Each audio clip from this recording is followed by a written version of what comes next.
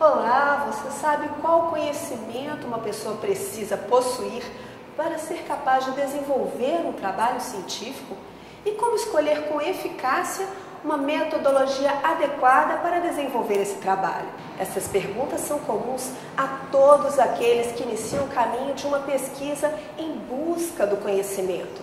O que pode ajudar você a respondê-las é entender como se faz a pesquisa científica nos diversos campos do saber.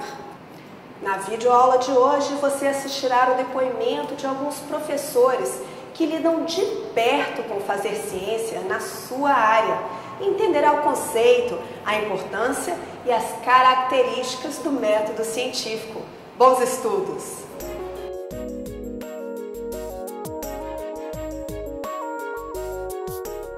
Ao caminhar eu vou encontrar surpresas, vou encontrar desafios e vou encontrar muitas soluções também para os problemas.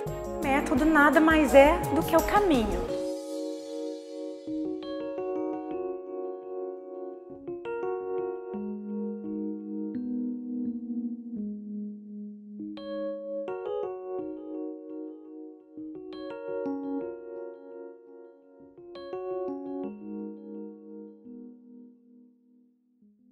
Eu posso dizer que o método é um conjunto de procedimentos estruturados, estabelecidos previamente para você trilhar, e através desse método você tem o principal objetivo da pesquisa, que é, na verdade, como encontrar as respostas à sua pergunta científica, como encontrar os objetivos que foram traçados. Então, a escolha de um método, ele é feita ao longo do trabalho de pesquisa, né? O método, ele é feito a partir do que a pessoa tem disponível para poder desenvolver uma pesquisa. Dentro disso, né, dessa questão da escolha do método, nós temos que perceber que o método, ele se embasa numa concepção teórica, existe uma teoria, mas temos os instrumentos que nos permitem coletar os dados, que são as técnicas. Tem vários métodos que são mais adequados para algumas situações, mas você tem muitas situações que te permitem usar mais de um método. Então aí entram outras questões como, por exemplo, qual que é o conhecimento que você tem sobre aquele método de pesquisa, qual que é a sua possibilidade de estar compreendendo um pouco melhor aquele método. O tempo que você tem para desenvolver essa pesquisa, os recursos que você tem disponíveis para desenvolver aquela pesquisa. Então, são toda uma série de questões que vão interferir na hora de você escolher o seu método de pesquisa. Mas acho que o principal, sem dúvida, está naquilo que você quer pesquisar. De certa forma, aquilo já traz um certo suporte. E aí, nessa hora, que o referencial teórico se torna mais essencial ainda, porque ele, além de te dizer o que já foi feito, ele vai te dar também várias sugestões de como foi feito. A partir daí você pode ou utilizar os métodos que já foram propostos ou, eventualmente, trazer algum método novo que já foi usado em outras áreas, você está trazendo aquele método para a sua pesquisa específica. Eu acho muito bacana quando a gente começa a fazer uma pesquisa, que é a questão da inovação. A gente cria uma hipótese, a gente acredita que vai chegar a um resultado, mas na grande maioria das vezes a gente é surpreendido por esse resultado. Dificilmente, quando a gente planeja uma pesquisa, a gente constrói seus objetivos gerais, seus objetivos específicos, a gente chega somente naquilo que a gente estava buscando. A gente sempre encontra algo de inovador. Eu acho que isso que me motiva mais a fazer pesquisa. A ciência, né, nada mais é do que aquele germe de curiosidade a respeito da solução de problemas. O pesquisador, ele precisa ter essa curiosidade para esclarecer os problemas cotidianos, os problemas relacionados ao trabalho. E o método vem simplesmente organizar essa curiosidade. Porque nós podemos sim ter curiosidade, mas uma curiosidade sistematizada e organizada nos permite entender muitas vezes qual é a causalidade dos problemas e aí trazer soluções para a sociedade que a gente vive. A aplicação de métodos ele vai variar de acordo com a pesquisa proposta. O que se pode dizer é a questão da abordagem. Tem duas abordagens principais em metodologia de pesquisa: a abordagem quantitativa e a abordagem qualitativa. né? Só para poder diferenciar, a abordagem quantitativa ela tem por objetivo trabalhar informações de forma numérica, né? Quantificar as coisas. Para isso se apoia em teorias de estatística, né? A qualitativa já é uma linha de pesquisa descritiva, né, que tem objetivo, que não tem como traduzir os dados coletados numa pesquisa qualitativa de forma numérica, quantitativa, né? E tem por objetivo também trabalhar a questão da interpretação e da produção de significados. A ciência ela é composta por vários campos do conhecimento e esses campos, essas áreas, elas se interdependem. Eu posso até falar em transdisciplinaridade. Só que para cada área do conhecimento existe um método mais adequado que vai trazer respostas àquele campo específico. Então, por exemplo, na fonoaudiologia, estudar, né, na análise acústica à voz, através de um programa computadorizado, isso permite entender os problemas de voz.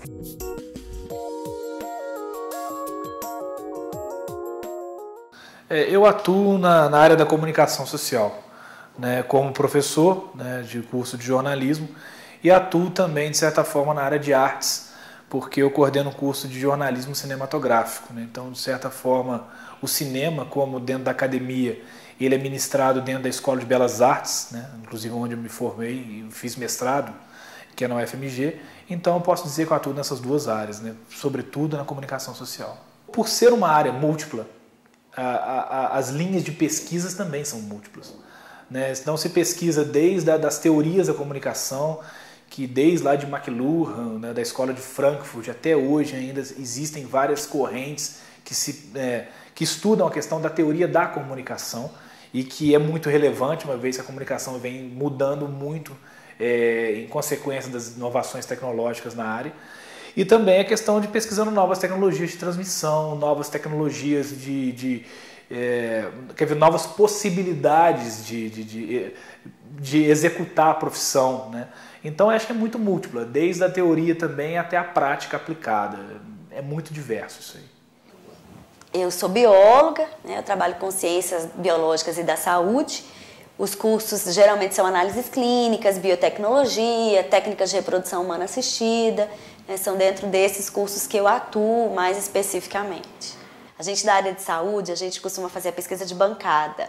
Então, a gente vai para o laboratório, a gente tem que montar os kits, tem que esperar os procedimentos, né, o tempo, tudo tem tempo, então você tem que cronometrar um pouco sua vida em relação ao projeto que você está desenvolvendo, né, e isso é muito gostoso, né? Às vezes dá tudo errado, a gente tem que jogar tudo fora e começar de novo, né, mas eu acho que é isso que é o interessante da pesquisa, né? A gente está sempre buscando algo novo. Eu atuo hoje na área de finanças. Também a gente tem uma possibilidade de vários tipos de métodos, mas eu diria que parte significativa das pesquisas estão focadas na área quantitativa, né? Onde a gente tem essa necessidade de tentar calcular, tentar entender possíveis resultados numericamente, tentar mensurar esses resultados. Mas se você me perguntar, olha, só tem pesquisas quantitativas? Não, a gente tem muita pesquisa que é qualitativa, até porque às vezes a gente vai estudar não o número financeiro, mas o processo que gera esse número. Então, esse processo ele tem uma natureza qualitativa. Ou em alguns momentos você não vai estudar o número ou o processo, mas a percepção que as pessoas têm sobre determinadas questões financeiras.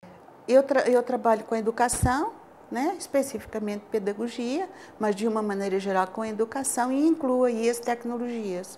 Eu sou professora de tecnologias, mas no sentido de como as tecnologias elas fazem parte do desenvolvimento do ser humano em termos educativos. Dentro da educação, nós temos a perspectiva da pesquisa qualitativa. Ao usar as técnicas de coleta de dados, uma delas que a gente usa é a elaboração de questionários para o levantamento de informações. Esses questionários são aplicados numa amostragem, né? Depende do campo, depende dessa amostragem, e depois são quantificados. Então, as perguntas são feitas e as respostas dos professores, dos diretores, enfim, dentro do campo, ou seja, qual for o campo que for, e eles são quantificados. Então, eu falo que eu uso a pesquisa qualitativa com dados quantitativos. Então, eu desenvolvi, durante o mestrado, uma pesquisa sobre, na verdade, um cineasta mineiro chamado João Gonçalves Carriço. Nessa pesquisa, eu vivo colando o nome dela, porque eu não consigo lembrar de cabeça. O nome da pesquisa é Uma Nova Versão, né? Análise dos elementos de ficção presentes nos cinejornais do João Gonçalves Carriço. O que eu tive o objetivo de fazer nessa pesquisa? Essa pesquisa, eu tive o objetivo de verificar. Eu percebi, vendo os filmes do João Gonçalves Carriço, que determinadas figuras políticas que apareciam nos filmes dele eram enaltecidas. Então, o que eu fiz? Eu busquei meios de poder verificar isso. Eu tive uma ideia de recorrer ao acervo de Juiz de Fora, um acervo, né, da prefeitura, que eles guardam jornais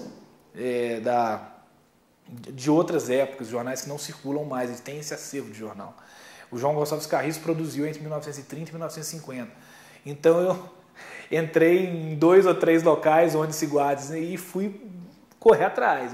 Entendeu? Então, de certa forma, também eu posso dizer que teve uma metodologia de comparação, né? Porque depois que eu consegui encontrar nos jornais aquilo que estava sendo demonstrado no vídeo, eu comparei esses dois e consegui ver que minha hipótese se confirmava, né?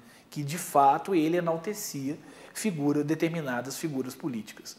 Né? A minha pesquisa do mestrado foi logo que surgiu a Lei de Biossegurança, que falava sobre a utilização de células-tronco embrionárias para pesquisa. E aí eu trabalhava um pouco no direito também, e eu optei por fazer esse tema, né, que seria o uso das células-tronco como fonte, né, para as pesquisas. O mais gostoso da minha pesquisa, quando eu trabalhei com células-tronco, é que era uma coisa muito nova.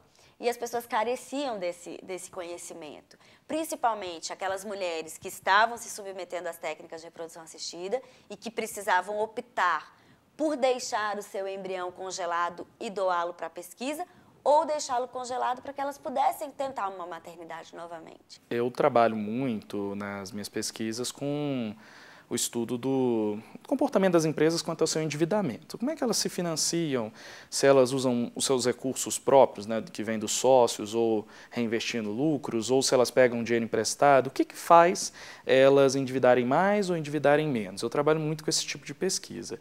E é um tipo de pesquisa que demanda muito o uso de estatística, então é inevitável, né, um tipo de pesquisa, mas que abre outras possibilidades. Algumas pesquisas na área que eu já vi, eles trabalham, em vez de tentar relacionar variáveis, por exemplo, como é que o tamanho vai influenciar a questão do endividamento da empresa, se influencia ou não, eles vão fazer pesquisas, por exemplo, em termos de questionários. Vamos aos gestores das empresas, vamos perguntar para eles o que leva você a endividar mais ou menos, e outras perguntas que vão dizer respeito àquele comportamento. Então, muito em cima desses estudos explicativos, com dados empíricos, usando muito ferramental estatístico, mas não como a única possibilidade, né? Naquela época que eu fiz essa pesquisa, eu queria ver em sala de aula como é que os alunos interagindo numa situação virtual, porque o curso era presencial, eles desenvolviam que competência? Então, o que eu utilizei? A observação direta dos meus alunos, no sentido assim, como eles se comportavam quando estavam comigo no laboratório. Ao mesmo tempo, eu fazia análise, não é? Das escritas deles, dos escritos, das questões que eles colocavam online. Então, houve uma análise, eu não direi documental, mas uma análise do discurso dos alunos quando eles vivenciavam o momento virtual.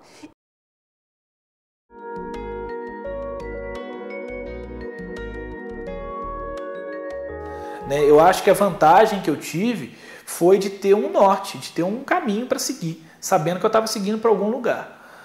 Então eu acho que foi mais do que vantajoso, foi necessário eu adotar uma metodologia para que eu conseguisse me manter no mesmo caminho ao longo de toda a pesquisa. Então o método, ele é sistematizado, você sabe desde o primeiro momento até o final onde você quer chegar, ele precisa ser organizado, deve ser claro, e para qualquer um que vá ler sobre o seu método, deve estar super claro de ser compreendido. Com base no vídeo que você acabou de assistir, podemos perceber que todo o trabalho acadêmico, seja qual for a área de conhecimento dele, é desenvolvido por meio de pesquisa. A pesquisa é feita através da investigação. Para realizar uma pesquisa, é necessário ter um método, ou seja, um caminho a ser definido e percorrido, para que assim possa alcançar a construção de um conjunto de conhecimentos, ou seja, a construção da ciência. Uma outra forma leve e informal de sabermos mais sobre o conhecimento em diversas áreas é ler os artigos da revista Super Interessante. Você pode acessá-la agora mesmo no endereço www.super.abril.com.br. Aproveite seus novos conhecimentos para aprimorar suas ações profissionais e continue seus estudos no ambiente virtual. Até mais!